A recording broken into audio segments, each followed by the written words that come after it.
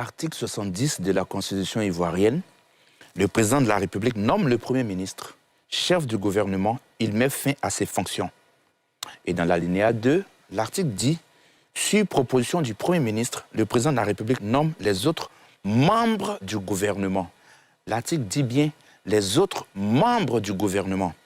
Dans l'article 81, on lit le gouvernement comprend le Premier ministre, chef du gouvernement et les autres ministres. Vous voyez que dans le premier article, on dit les autres membres du gouvernement et dans l'article suivant, on dit les autres ministres.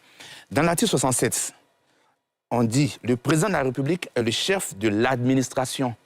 Il nomme aux emplois civils et militaires.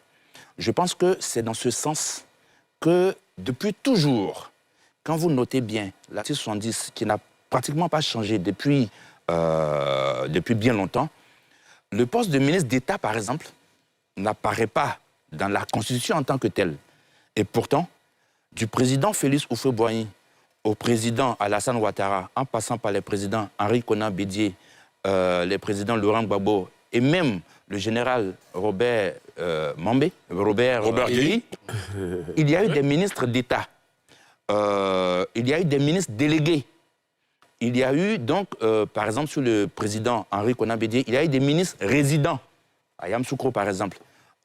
Et c'est par rapport à cet article 67 qui fait du président de la République le chef de l'administration que, par exemple, le président Laurent Gbagbo décide que l'inspection générale d'État, qui était alors une direction, devient une institution.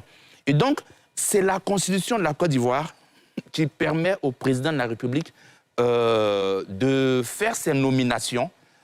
Personnellement, il donne le pouvoir d'avoir l'opportunité de la création des postes. Personnellement, j'aurais souhaité qu'on s'en tienne à ce qui est écrit dans la Constitution, à savoir Premier ministre, ministre, point à la ligne.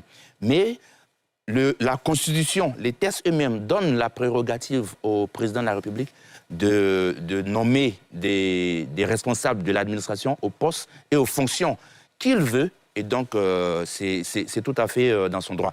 Par ailleurs, je note que, en fait, dans ce nouveau gouvernement, il faut bien regarder, il faut retourner au discours prononcé par le président de la République en fin d'année.